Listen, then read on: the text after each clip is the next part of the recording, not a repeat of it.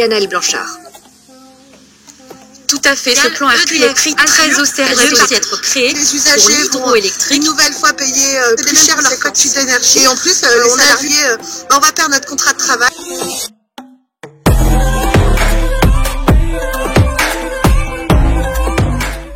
Marie-Noëlle Baptiste.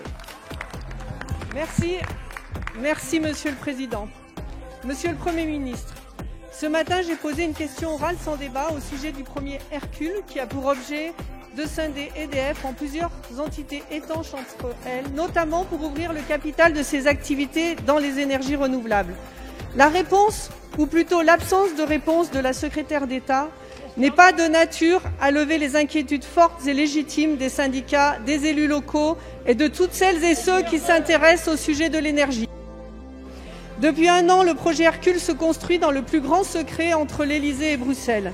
Selon Libération et les Échos, visiblement mieux informés que la représentation nationale, ce qui est inacceptable, le président de la République aurait décidé seul le démantèlement du grand service public qu'est EDF.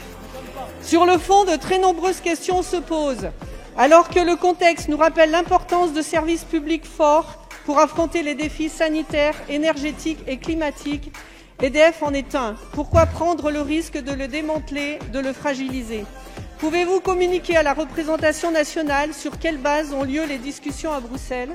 Où en est-on sur l'Arenh? Quel périmètre et statut pour la quasi-régie que vous souhaitez créer pour l'hydroélectricité? Quid du multi-usage de l'eau indissociable de la production? Quid des concessions de l'HM? Sur la forme aussi, les questions sont nombreuses. Qu'en sera-t-il de la gouvernance des 3 entités créées? Comptez-vous associer les parlementaires, élus locaux et syndicats? Quel est le calendrier et quel véhicule législatif? Monsieur le Premier ministre, nous attendons des réponses précises. Il est grand temps de faire preuve de transparence sur l'avenir de notre entreprise publique d'énergie et de cesser d'ignorer le Parlement.